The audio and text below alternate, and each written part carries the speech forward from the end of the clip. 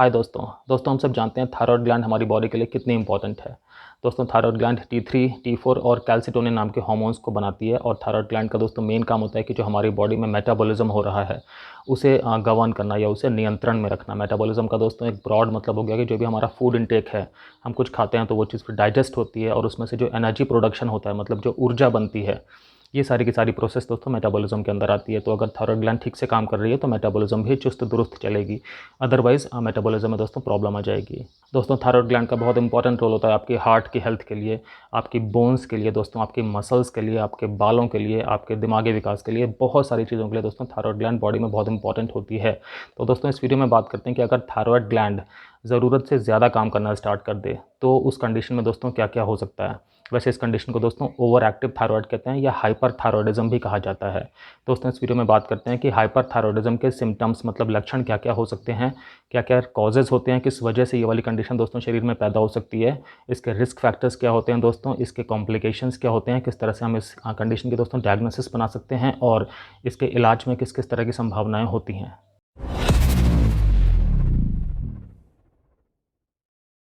दोस्तों मैं doctor Kamal Singh, x armed forces medical college, x Fortis hospital, x अलॉर of corporate hospitals. दोस्तों मुझे 20 साल से भी ज़्यादा का क्लिनिकल एक्सपीरियंस है और मैंने critical care medicine, internal medicine, emergency medicine और फैमिली मेडिसिन में दोस्तों बहुत सारा काम किया है। दोस्तों हम सबसे पहले कवर करते हैं कि हाइपरथायरॉयडिज्म की वजह से किस किस तरह के सिम्टम्स देखे जा सकते हैं। तो दोस्तों पेशेंट को ऐसा हो सकता है कि बहुत ज़्यादा स्वेटिंग हो, मतलब उसे पसीना ज़्यादा आना स्टार्ट हो जाए। ऐसा देखा जाता है दोस्तों कि इस कंडीशन में पेशेंट का जो वज़न है वो बहुत ज़्यादा कम होने लग जाता है, मतलब पेशेंट अपना वेट लूज़ करने लग जाता है। वो ऐसी कोई कोशिश नहीं कर रहा है बट उसकी बॉडी का वज़न कम होता जा रहा है। साथ साथ दोस्तों ऐसा देखा जाता है कि इसमें जो हार्ट रेट है, जो पल्स है, मतलब जो नब्ज़ है, वो बहुत तेज़ तेज़ चलती है। इस कंडीशन को दोस्तों टैकीकार्डिया कहते हैं। साथ साथ दोस्तों अगर हम हार्ट की बात कर रहे हैं तो ये भी बताना ज़रूरी है कि कई सारे पेशेंट्स को इसमें पैल्पिटेशन महसूस होता है। इस कंडीशन में पैल्पिटेशन का मतलब होगा कि अपने दिल की धड़कन ही महसूस हो रही होती है कि धक धक धक धक ऐसे चल रही है। वो मतलब एक अनकम्फर्टेबल सेंसेशन हो रही होती है चेस्ट में कि अपने दिल की धड़कन पता लग रही होती है कि अंदर दिल जो है वो धक धक कर रहा है। साथ साथ दोस्तों कई सारे पेशेंट्स को इसमें एरिथमिया भी हो जाता है। एरिथमिया का मतलब होता है दोस्तों कि जो हार्ट की जो रिदम है वो रिदम डिस्टर्ब हो जाती है। और हार्ट की रिदम दोस्तों डिस्टर्ब एक तो कई टाइप्स की हो सकती है और डिपेंडिंग कि किस तरह की हार्ट रिदम डिस्टर्ब हुई है दोस्तों ये कंडीशन लाइफ थ्रेटनिंग भी हो सकती है। तो हाइपरथायरॉयडिज्म मतलब ओवर एक्टिव थायराइड में दोस्तों ध्यान देना बहुत इंपॉर्टेंट है, टाइम पे इलाज करना बहुत इंपॉर्टेंट है, क्योंकि अगर हार्ट की रिदम डिस्टर्ब हो गई तो फिर हो सकता है कि ये वाली कंडीशन दोस्तों लाइफ थ्रेटनिंग हो जाए। दोस्तों देखा जाता है कि पेशेंट्स को हाइपरथायरॉयडिज्म में मतलब जब थायराइड ग्लैंड ज़्यादा एक्टिव है उस टाइम पर दोस्तों भूख लगना ज़्यादा हो जाता है, भूख बढ़ जाती है। तो देख रहे हैं यहाँ पे थोड़ा सा एक कॉन्ट्राडिक्शन है कि भूख भी ज़्यादा लग रही है लेकिन वज़न भी ज़्यादा कम हो रहा है, क्योंकि मेटाबॉलिज्म बहुत ज़्यादा हो गई है बॉडी की, मतलब बॉडी बहुत जल्दी से जो है वो सारा का सारा एनर्जी एक्सपेंडिचर कर रही है। दोस्तों देखा जाता है कि पेशेंट्स को बहुत ज़्यादा थकान रह सकती है, जिसे हम टायर्डनेस कहते हैं दोस्तों। बहुत ज़्यादा वीकनेस भी रह सकती है, मतलब कमज़ोरी रह सकती है, कुछ भी काम करने का मन ना हो, अंदर कोई शक्ति ही ना हो कुछ काम करने की। साथ साथ दोस्तों बहुत सारे पेशेंट्स को देखा जाता है कि एंग्जाइटी हो जाती है, मतलब वो बहुत नर्वस से रहते हैं, बहुत चिंतित रहते हैं या बहुत ज़्यादा इरिटेबल भी हो सकते हैं, मतलब उनके अंदर चिड़चिड़ापन भी काफ़ी देखा जा सकता है। तो ये वाली सारी चीज़ें दोस्तों हाइपरथायरॉयडिज्म में देखी जाती हैं। दोस्तों देखा जाता है कि हाइपरथायरॉयडिज्म वाली कंडीशन में ट्रेमर्स आना स्टार्ट हो सकते हैं, मतलब कि आपके हाथों में या पैरों में कंपन होना स्टार्ट हो गया, ये वाली कंडीशन देखी जाती है। महिलाओं में दोस्तों देखा जा सकता है कि जो उनके मेंस्ट्रुअल साइकिल हैं, जो उनके पीरियड्स होते हैं, उनमें चेंजेस होना स्टार्ट हो गए, या तो वो पीरियड्स इरेगुलर हो गए या बहुत ज़्यादा ब्लीडिंग स्टार्ट हो गई। इस तरह के कोई भी सिम्टम्स दोस्तों देखे जा सकते हैं। साथ साथ दोनों ही जेंडर्स में, मतलब मेल्स और फीमेल्स, पुरुष और महिलाओं दोनों में देखा जा सकता है कि जो हीट है उसके लिए सेंसिटिविटी बॉडी की बहुत ज़्यादा बढ़ जाती है। मतलब किसी भी माहौल में अगर वो बैठे हैं वहाँ पे थोड़ी सी भी गर्मी अगर है तो इन्हें बहुत ज़्यादा गर्मी लग रही होगी, बिल्कुल ये कंट्रोल से बाहर इन्हें गर्मी लग रही होगी और ये बहुत परेशान हो रहे होंगे कि एसी चला दो, फ़ैन चला दो, खिड़कियाँ खोल दो, जबकि वहाँ पे गर्मी इतनी ज़्यादा नहीं है। तो इनकी जो हीट सेंसिटिविटी है दोस्तों वो थायराइड ग्लैंड के ज़्यादा काम करने की वजह से इनकी हीट सेंसिटिविटी बढ़ चुकी होती है। दोस्तों देखा जा सकता है कई बार कि गले में जो है थायराइड ग्लैंड बढ़ी हुई दिखाई पड़ती है, मतलब गले में एक सूजन सी आ जाती है बीच के एरिया में, और ये कंडीशन देखी जा सकती है हाइपरथायरॉयडिज्म में, जिसे हम कहते हैं कि थायराइड ग्लैंड जो है वो साइज़ में बढ़ गई है, एनलार्ज हो गई है।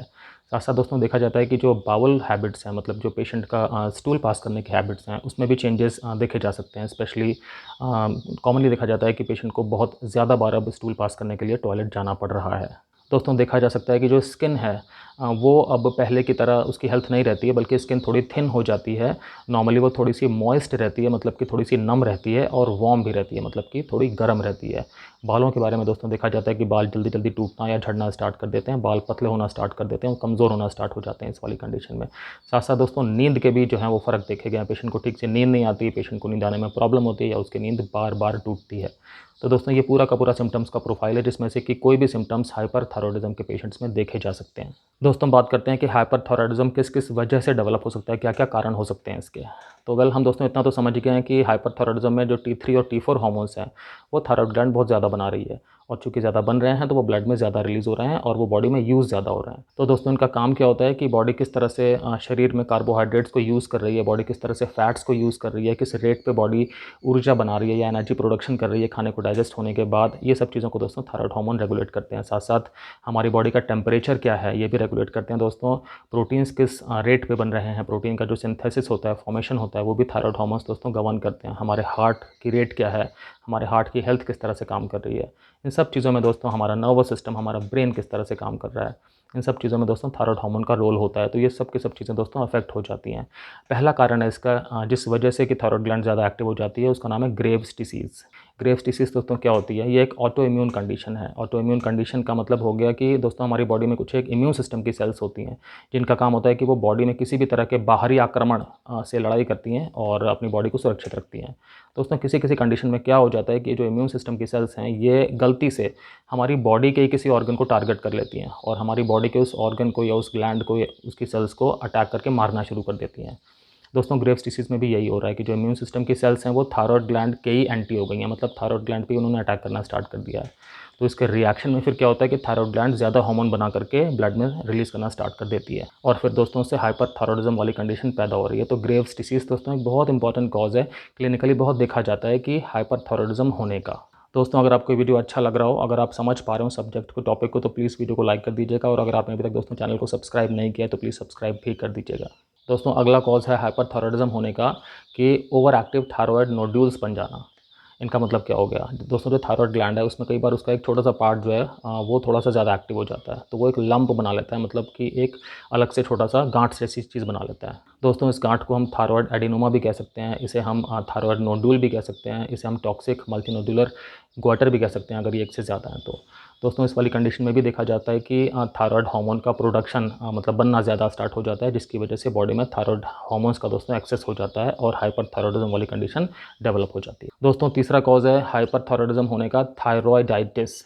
ठीक है दोस्तों, थायरॉयडाइटिस दोस्तों इसका मतलब हो गया कि जो थायरॉयड ग्लैंड है वो सूज गई है, उसके अंदर इंजरी की वजह से सूजन आ गई है। अब उसके अंदर ये सूजन क्यों आई है, इंजरी क्यों हुई है, इसके कारण अलग अलग हो सकते हैं। हो सकता है कि किसी ऑटो इम्यून प्रोसेस की वजह से ही थायरॉयड ग्लैंड में सूजन आ गई हो। ऑटो इम्यून की बात हम अभी कर चुके हैं कि जब बॉडी की इम्यून सिस्टम की सेल्स ही अपनी बॉडी की दूसरी सेल्स को टारगेट करना, अटैक करना स्टार्ट कर देती हैं तो उसे ऑटो इम्यून प्रोसेस कहते हैं। तो हो सकता है कि थायरॉयड ग्लैंड भी इसी ऑटो इम्यून प्रोसेस का शिकार हो रही है, जिसकी वजह से उसमें सूजन आ गई है, जिस वजह से हम थायरॉयडाइटिस का नाम दे रहे हैं। कई बार दोस्तों थायरॉयड ग्लैंड में इन्फेक्शन हो जाता है, जिसकी वजह से भी उनमें सूजन आ जाती है और इसे हम थायरॉयडाइटिस का नाम देते हैं। तो दोस्तों थायरॉयडाइटिस में होता क्या है, वही थायरॉयड हार्मोन का प्रोडक्शन ज़्यादा हो रहा है, जिसकी वजह से बॉडी में हाइपरथायरॉयडिज्म की कंडीशन पैदा हो रही है थायरॉयड हार्मोन्स ज़्यादा होने की वजह से। आइए दोस्तों रिस्क फैक्टर्स की बात करते हैं, किन किन लोगों में हाइपरथायरॉयडिज्म होने के चांसेस ज़्यादा होते हैं। तो जिन लोगों की दोस्तों फैमिली हिस्ट्री है हाइपरथायरॉयडिज्म की, स्पेशली ग्रेव्स डिसीज़ की, उन लोगों में चांसेस ज़्यादा है नॉर्मल से कि उनके अंदर हाइपरथायरॉयडिज्म डेवलप हो जाएगा। साथ साथ दोस्तों कुछ पेशेंट्स को कुछ क्रोनिक बीमारियां होती हैं, क्रोनिक मतलब कि लॉन्ग टर्म बीमारियां होती हैं। फॉर एग्जांपल एड्रिनल इनसफिशिएंसी है या पर्नीशियस एनीमिया है। दोस्तों इस तरह की बीमारियों में भी चांसेस होते हैं कि हाइपरथायरॉयडिज्म डेवलप हो जाएगा। दोस्तों प्रेगनेंसी के बाद भी देखा गया कई बार कि हाइपरथायरॉयडिज्म डेवलप हो जाता है, स्पेशली जो थायरॉयडाइटिस वाला कंपोनेंट होता है वो वाला कंपोनेंट एक्टिव हो जाता है, जिसकी वजह से थायरॉयड ग्लैंड ज़्यादा हार्मोन्स बना करके ब्लड में देना स्टार्ट कर देती है। तो ये दोस्तों रिस्क फैक्टर्स हैं सारे। दोस्तों हम कॉम्प्लिकेशंस की बात करते हैं कि हाइपरथायरॉयडिज्म से क्या क्या कॉम्प्लिकेशंस हो सकते हैं। तो अगर हम हार्ट की बात करें तो हार्ट की रिदम खराब हो सकती है दोस्तों। एक कंडीशन होती है जिसका नाम होता है एट्रियल फिब्रिलेशन, ये वाली कंडीशन दोस्तों पैदा हो सकती है। दोस्तों हार्ट के नॉर्मली दो पार्ट होते हैं, अपर पार्ट और लोअर पार्ट। अपर पार्ट को हम एट्रिया कहते हैं, दो एट्रियम होते हैं वैसे, और लोअर पार्ट को दोस्तों वेंट्रिकल कहते हैं, दो वेंट्रिकल्स भी होते हैं, राइट और लेफ्ट, राइट और लेफ्ट। तो दोस्तों जो ऊपर वाला पार्ट है एट्रियम, उसमें फिब्रिलेशन हो सकता है, मतलब कि जिस तरह से एट्रियम को कॉन्ट्रैक्शन करना होता है वो वाली प्रोसेस जो है वो डिस्टर्ब हो सकती है, जिसकी वजह से एट्रियम अब ठीक से कॉन्ट्रैक्ट नहीं कर रहा, बल्कि वो उसमें ऐसे ऐसे बहुत जल्दी जल्दी जल्दी जल्दी और बहुत वीक कॉन्ट्रैक्शंस हो रहे हैं जो इरेगुलर है। और इस वाली कंडीशन को दोस्तों अगर टाइम पे आइडेंटिफाई ना किया जाए, टाइम पे इसका इलाज ना किया जाए दोस्तों, तो लाइफ थ्रेटनिंग भी हो सकती है। साथ साथ दोस्तों कई बार पेशेंट्स को देखा जाता है कंजेस्टिव हार्ट फेलियर हो जाता है हाइपरथायरॉयडिज्म की कंडीशन में। इसका मतलब क्या हुआ कि हार्ट ठीक से अब पंप नहीं कर पा रहा है, जिसकी वजह से ठीक ठाक अमाउंट में जो ब्लड है जो हार्ट के पंप होने की वजह से बॉडी के सारे सारे ऑर्गन्स में, सेल्स में जाता है, वो ठीक से नहीं पहुंच पा रहा है। तो अगर ब्लड ठीक से दोस्तों नहीं पहुंच पाएगा तो ब्लड में घुली हुई ऑक्सीजन भी ठीक से नहीं पहुंच पाएगी, और अगर बॉडी की सेल्स को ऑक्सीजन नहीं मिलेगी दोस्तों तो वो सेल्स फिर नष्ट होना स्टार्ट हो जाएगी, उनकी डेथ होना स्टार्ट हो जाएगी। तो कॉन्जेस्टिव हार्ट फेलियर भी अपने आप में एक बहुत इंपॉर्टेंट और लाइफ थ्रेटनिंग कॉम्प्लिकेशन है हाइपरथायरॉयडिज्म का। दोस्तों बोन्स कमज़ोर हो सकती हैं, बोन्स के अंदर सॉफ्टनेस आ सकती है कैल्शियम की कमी की वजह से, और बोन्स ब्रिटल हो सकती है, मतलब कि अगर उनमें चोट लगे तो वो जल्दी टूट सकती हैं। ये जो ब्रिटल बोन्स वाला दोस्तों कॉम्प्लिकेशन है हाइपरथायरॉयडिज्म में, ये इसीलिए डेवलप हो रहा है क्योंकि थायराइड हार्मोन्स ज़्यादा होने की वजह से बोन्स अब ठीक से कैल्शियम नहीं ले पा रही हैं ब्लड से, जिसकी वजह से कि उनके अंदर ऑस्टियोपोरोसिस नाम की कंडीशन डेवलप हो रही है। इसका लेमैन टर्म में, मतलब इसका नॉर्मल नॉन मेडिकल भाषा में मतलब है कि जो बोन्स हैं वो अब उनकी जो स्ट्रेंथ है वो कम हो रही है, वो बोन थोड़ी थोड़ी सॉफ्ट होती जा रही हैं, तो उनमें अगर चोट लगेगी तो उनके फ्रैक्चर होने के चांस दोस्तों ज़्यादा बढ़ जाएंगे। दोस्तों अगर कंट्रोल में ना रहे हाइपरथायरॉयडिज्म तो आंखों के सिम्टम्स भी बहुत कॉमनली देखे जाते हैं। किस तरह के सिम्टम्स हो सकते हैं दोस्तों? ऐसा हो सकता है कि जो आंखों की पुतलियां हैं वो ऐसा लगे कि बिल्कुल बाहर आ गई हैं, जिसे हम बल्जिंग आइज़ भी कह सकते हैं, बल्जिंग आई बॉल्स, मतलब वो बाहर की तरफ प्रोट्रूड हो रही हैं, बाहर की तरफ आती हुई दिख रही हैं। साथ साथ दोस्तों उनके अंदर बहुत ज़्यादा पेन हो सकता है, बहुत प्रेशर की सेंसेशन फील हो सकती है, ऐसा लग सकता है कि उनके अंदर कुछ रेत गई हुई है, मतलब जो एक ग्रिटी सेंसेशन है कि कोई मिट्टी विट्टी गई हुई है, ऐसा हमेशा लग सकता है। साथ साथ दोस्तों आंखों में बहुत ज़्यादा लाली देखी जाती है, मतलब रेडनेस देखी जा सकती है, सूजन सी महसूस की जा सकती है। दोस्तों पेशेंट्स की लाइट सेंसिटिविटी बढ़ सकती है। इसका मतलब हुआ कि पेशेंट को अगर नॉर्मल अमाउंट में भी वो लाइट में रखा गया तो उसको लग सकता है कि ये तो बहुत ज़्यादा चकाचौंध का माहौल है, मतलब अगर कम लाइट भी है तो पेशेंट को बहुत ज़्यादा लाइट लग सकती है, जिसकी वजह से पेशेंट परेशान हो सकता है। साथ साथ दोस्तों कई सारे पेशेंट्स में डबल विज़न की शिकायत भी देखी जाती है, मतलब उन्हें एक के दो दिखाई पड़ना स्टार्ट हो जाते हैं। जो इसमें आईलिड्स होती हैं, मतलब जो पलकें होती हैं, वो उनमें भी सूजन दोस्तों देखी जा सकती है। दोस्तों जो ग्रेव्स डिसीज़ के पेशेंट्स हैं उनमें स्किन में भी चेंजेस देखे जा सकते हैं। इस कंडीशन को दोस्तों ग्रेव्स डर्मोपैथी कहते हैं, और इसमें होता क्या है कि जो स्किन है दोस्तों वो सूज जाती है, मतलब वो बहुत थिक हो जाती है और डिसकलर हो जाती है, मतलब उसका जो कलर है वो नॉर्मल स्किन के कलर से बिल्कुल चेंज हो जाता है। ये वाली कंडीशन मोस्ट कॉमनली दोस्तों पैर में देखी जाती है, घुटने के आसपास, घुटने की जो नीचे वाला एरिया होता है वहाँ पे। दोस्तों एक और कॉम्प्लिकेशन है जो बहुत इंपॉर्टेंट है, जिसका नाम है थायरोटॉक्सिक क्राइसिस। इस कंडीशन में क्या होता है दोस्तों कि थायराइड ग्लैंड अचानक से ही बहुत ज़्यादा अमाउंट में थायराइड हार्मोन को ब्लड में रिलीज़ कर देती है, तो बॉडी में मतलब अचानक से ही एक्सेस ऑफ थायराइड हार्मोन आ जाता है। तो इसकी वजह से दोस्तों पेशेंट को फीवर आ सकता है, पेशेंट को डिहाइड्रेशन हो सकता है, पेशेंट को नोज़िया हो सकता है, वॉमिटिंग्स आ सकती है। नोज़िया मतलब कि वॉमिटिंग आने की टेंडेंसी होना, और वॉमिटिंग तो खैर आपको पता ही है। साथ साथ दोस्तों पेशेंट को डायरिया हो सकता है, पेशेंट को ऐसा हो सकता है कि बिल्कुल वो अपने कंट्रोल में ना रहे, उसके सेंसेस काम ना करें ठीक से, वो कन्फ्यूज़न में चला जाए, उसकी ओरिएंटेशन ख़राब हो जाए, डिलीरियम में आ जाए, मतलब कि बहकी बहकी बातें करना स्टार्ट कर दे, लोगों को पहचानना बंद कर दे। इस तरह की सारी कंडीशंस दोस्तों देखी जा सकती है। थायरोटॉक्सिक क्राइसिस में दोस्तों हार्ट बीट जो है वो बहुत ज़्यादा फास्ट हो जाती है, नॉर्मली डायरिया भी हो जाता है पेशेंट्स को। तो ये वाली कंडीशन दोस्तों एक इमरजेंसी मेडिकल कंडीशन होती है, और अगर किसी भी पेशेंट को इस तरह के सिम्टम्स डेवलप हो रहे होते हैं तो उसका इलाज हॉस्पिटल में ही किया जाता है, और जल्दी से जल्दी उसे हम इमरजेंसी में लेके जाना चाहिए ताकि उसका फटाफट से इलाज स्टार्ट हो पाए। दोस्तों बात करते हैं कि हाइपरथायरॉयडिज्म में डॉक्टर्स डायग्नोसिस कैसे बनाते हैं। तो वेल आपकी सबसे पहले तो मेडिकल हिस्ट्री ली जाती है कि आपको क्या क्या प्रॉब्लम्स हो रही हैं, आपके सारे के सारे सिम्टम्स दोस्तों सुने जाते हैं, समझे जाते हैं, और एक कोरिलेशन किया जाता है कि क्या थायराइड ग्लैंड वाली प्रॉब्लम हो सकती है, क्या ऐसी पॉसिबिलिटी है कि ओवर एक्टिव थायराइड हो गई हो। फिर दोस्तों आपका एक जनरल फिजिकल एग्जामिनेशन होता है, इसमें आपकी आंखें भी टेस्ट की जाती हैं, इसमें आपकी स्किन भी देखी जाती है दोस्तों, आपकी हार्ट रेट मतलब पल्स रेट है वो भी देखी जाती है, आपकी रिफ्लेक्सेस चेक की जाती हैं, मतलब उससे पता लगता है कि आपका जो नर्वस सिस्टम, आपकी जो मसल्स हैं वो किस तरह से काम कर रही हैं। फिर दोस्तों मन में कुछ कुछ बन रहा होता है, अगर ये सब चीज़ों में कुछ पॉजिटिव फाइंडिंग्स आती हैं कि हो सकता है हाइपरथायरॉयडिज्म डेवलप हो रहा हो पेशेंट को। दोस्तों फिर ब्लड टेस्ट किया जाता है। ब्लड टेस्ट में देखा जाता है कि थायराइड हार्मोन्स के लेवल क्या हैं, टीएसएच का लेवल क्या है। तो नॉर्मली देखा जाता है इसमें T4 का लेवल बढ़ा हुआ आता है और टीएसएच का लेवल कम आता है। तो ये भी अपने आप में दोस्तों एक कन्फर्मेटरी चीज़ हो जाती है कि हाइपरथायरॉयडिज्म है। टीएसएच दोस्तों क्या होता है, थायराइड स्टिमुलेटिंग हार्मोन होता है, और जब टीएसएच हार्मोन ब्रेन से निकलता है तो फिर हमारे थायराइड ग्लैंड को ये ऑर्डर आता है, वो समझती हैं कि अब हमें थायराइड ग्लैंड को निकालना है, तो फिर वो T3 T4 का सिक्रेशन स्टार्ट करती हैं। तो हाइपरथायरॉयडिज्म में क्या होता है कि T4 हार्मोन मतलब जो थायराइड निकाल रही है वो ज़्यादा हो जाता है अमाउंट में, और टीएसएच कम हो जाता है। टीएसएच कम इसलिए हो गया क्योंकि अब उसका काम ही नहीं है, क्योंकि थायराइड ग्लैंड ऑलरेडी हार्मोन निकाल रही है। दोस्तों आपको ये जान लेना इंपॉर्टेंट है कि अगर आप बायोटिन नाम का सप्लीमेंट ले रहे हैं तो फिर ऐसा हो सकता है कि थायराइड का जो ब्लड टेस्ट है ये रिपोर्ट गलत आए। तो ये आपको डॉक्टर्स को अपने बता देना होता है और नॉर्मली बायोटिन का सप्लीमेंटेशन 4-5 दिन पहले बंद कर देना होता है जब आपको थायराइड का टेस्ट कराना हो, क्योंकि अगर आप बायोटिन लेते लेते टेस्ट कराएंगे तो फिर रिपोर्ट गलत आ सकती है। दोस्तों जब ब्लड टेस्ट में हाइपरथायरॉयडिज्म आ जाता है, मतलब T3 T4 का लेवल ज़्यादा है, तो ये तो हो जाता है कि हाँ भाई थायराइड हार्मोन सब ज़्यादा बन रहे हैं तो हाइपरथायरॉयडिज्म है। ऐसे में डॉक्टर्स फिर ये देखने की कोशिश करते हैं कि ये एक्चुअली क्यों है ये कंडीशन। तो दोस्तों रेडियो एक्टिव स्कैन और अपटेक टेस्ट किया जाता है। इस टेस्ट में दोस्तों क्या होता है कि रेडियो एक्टिव आयोडीन बॉडी में दी जाती है। तो अगर थायराइड ग्लैंड बहुत ज़्यादा ओवर एक्टिव है तो वो क्या करती है कि वो बहुत ज़्यादा आयोडीन भी लेती है। तो फिर वो दिखाई पड़ता है, विजुलाइज़ होता है कि वो आयोडीन जो है वो थायराइड ग्लैंड के अंदर में ज़्यादा जा रहा है। तो वो देखा जाता है कि पूरी ग्लैंड में एक साथ जा रहा है या कि किसी पर्टिकुलर नोड्यूल में जा रहा है। तो नॉर्मली ग्रेव्स डिसीज़ में या थायराइड के जो नोड्यूल्स होते हैं, जो हमने बात की थी थायराइड एडिनोमा, उस कंडीशन में देखा जाता है कि बहुत ज़्यादा अपटेक हो जाता है रेडियो एक्टिव आयोडीन का। दोस्तों ऐसा भी देखा जा सकता है कि रेडियो एक्टिव आयोडीन का जो इनटेक है वो थायराइड ग्लैंड ने बहुत कम लिया है। तो ऐसे में फिर ये चीज़ बनती है कि थायरॉयडाइटिस वाली प्रॉब्लम है। इसमें क्या है कि मतलब जो भी थायराइड ग्लैंड के अंदर स्टोर थे हार्मोन्स, वो सारे के सारे उसने ब्लड में निकाल दिए हैं बस, और फ्रेश प्रोडक्शन कोई बहुत ज़्यादा नहीं हो रहा है। दोस्तों ये जो टेस्ट है रेडियो एक्टिव आयोडीन वाला, ये हर एक पेशेंट में नहीं किया जा सकता। तो डॉक्टर्स ये देखते हैं कि किस में करने की ज़रूरत है, सिर्फ उसमें ही करते हैं। स्पेशली जो प्रेग्नेंट फीमेल्स होती हैं, ब्रेस्ट फीडिंग महिलाएं होती हैं, उनमें तो नहीं किया जाता ये वाला टेस्ट। दोस्तों कई बार थायराइड का अल्ट्रासाउंड करके भी देखा जाता है कि थायराइड ग्लैंड का अंदर से स्ट्रक्चर कैसा है, उसके अंदर कोई नोड्यूल वगैरह तो नहीं है। और ये दोस्तों थायराइड का जो अल्ट्रासाउंड है बिल्कुल सेफ़ होता है, इसमें कोई भी रेडिएशन वगैरह नहीं निकलता।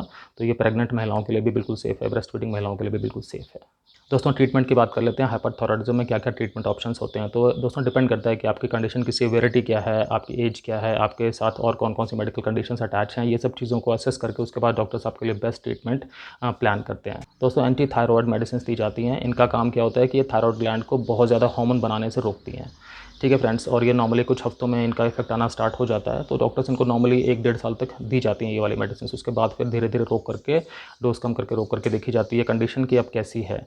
तो कई सारे पेशेंट्स में तो उसके बाद फिर कंडीशन ठीक हो चुकी होती है अपने आप। तो उसके बाद फिर बीच-बीच में मॉनिटरिंग करके टेस्ट करा के देखते रहते हैं कि क्या स्टेटस है थायराइड का। किसी-किसी पेशेंट में हालाँकि बाद में फिर से ये कंडीशन दोबारा आ जाती है, तो उस केस में फिर देखना होता है कि अब किस तरह से इसका इलाज करना है। दोस्तों ये जान लेना ज़रूरी है कि एंटी थायराइड मेडिकेशंस के भी अपने साइड इफ़ेक्ट होते हैं, तो बिना डॉक्टर्स की सलाह के बिल्कुल नहीं लेनी चाहिए। और डॉक्टर्स जिस डोज़ पे आपको सेट करें उस डोज़ पे रहना चाहिए, फॉलो-अप पे प्रॉपर जाते रहना चाहिए। क्योंकि डॉक्टर्स को अगर कई बार आप उनसे मिलने जा रहे हैं फॉलो-अप पे, तो वो आपको देखते हैं, आपको एग्ज़ामिन करते हैं, उन्हें लगता है शायद कि कोई साइड इफ़ेक्ट आ रहा है, तो वो फिर टेस्ट करा के कन्फर्म करते हैं और उसी हिसाब से एंटी थायराइड मेडिसिन्स की डोज़ को एडजस्ट करते हैं, कम करते हैं या जो भी करते हैं। तो इसलिए ऐसा नहीं करना होता कि आपको एक बार मेडिसिन लिख गई, फिर आपने घर बैठ के वो खाते रहे, आप डॉक्टर्स के पास जाना ही आप भूल गए।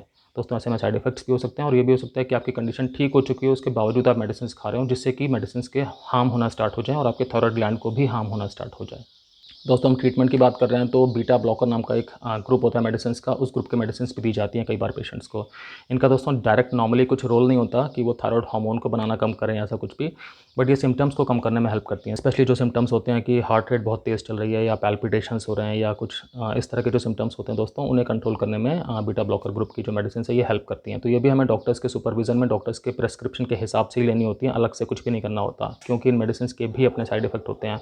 कब लेनी है, कितनी लेनी है, कितने ड्यूरेशन के लिए लेनी है, ये सारी चीज़ें दोस्तों आपको डॉक्टर्स ही डिसाइड करते हैं। आपको इसमें सेल्फ मेडिकेशन के बारे में बिल्कुल नहीं सोचना।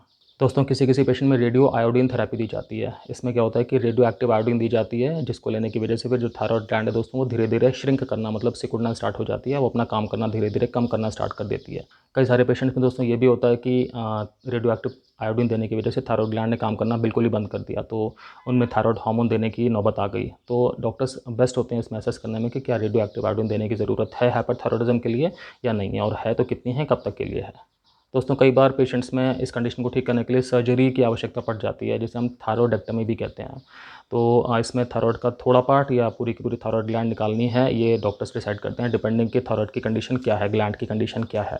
ठीक है फ्रेंड्स, नॉर्मली जिन पेशेंट्स में मेडिसिन से कुछ भी सुधार नहीं हो रहा होता, तो उनमें इस सर्जरी की नौबत आ जाती है। और अगर थायराइड ग्लैंड की दोस्तों सर्जरी करनी पड़ी है तो फिर लाइफ लॉन्ग थायराइड हार्मोन्स का सप्लीमेंटेशन देना पड़ता है। मतलब थायराइड हार्मोन मुंह के ज़रिए दिए जाते हैं ताकि बॉडी में जो थायराइड वाले काम हैं सारे वो ठीक ठाक से चलते रहें। दोस्तों कई बार हाइपरथायरॉयडिज्म के पेशेंट्स में आँखों की बड़ी समस्या हो जाती है। मतलब जो मैंने आँखों के बारे में आपको बताया था कि आई बॉल्स आगे की तरफ बल्ज हो जाती है, मतलब आगे की तरफ निकल सी आती हैं और उनमें बहुत अलग-अलग तरह के सिम्पटम्स आ जाते हैं। तो उसकी वजह से दोस्तों कई बार डॉक्टर्स वैसे तो बोलते हैं कि ठीक है आप टीयर ड्रॉप्स डाल लीजिए, जो आर्टिफिशियल टीयर ड्रॉप्स होती है, या लुब्रिकेटिंग जेल आँखों में डाल लीजिए। बहुत ज़्यादा तेज़ रोशनी से आँखों को बचाइए, बहुत ज़्यादा तेज़ हवाओं से बचाइए, लेकिन उसके बाद भी कई बार होता है कि सिम्पटम्स में आराम बिल्कुल नहीं पड़ रहा होता। ऐसे में फिर डॉक्टर्स को दोस्तों एडवांस ट्रीटमेंट देना होता है। तो मैं बताना चाहता हूँ कई अलग-अलग ग्रुप्स की मेडिसिन्स होती हैं।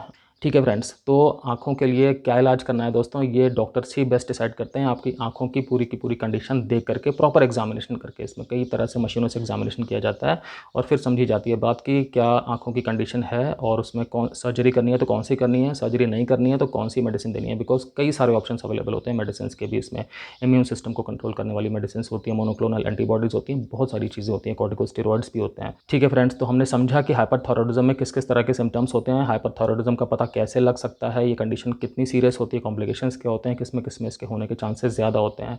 अगर दोस्तों आपको लगता है कि ये वाला वीडियो देख के आपको कुछ भी बेनिफिट हो रहा है, कुछ भी फ़ायदा हो रहा है, तो प्लीज़ वीडियो को दोस्तों शेयर करिएगा ताकि लोगों को इससे फ़ायदा हो सके।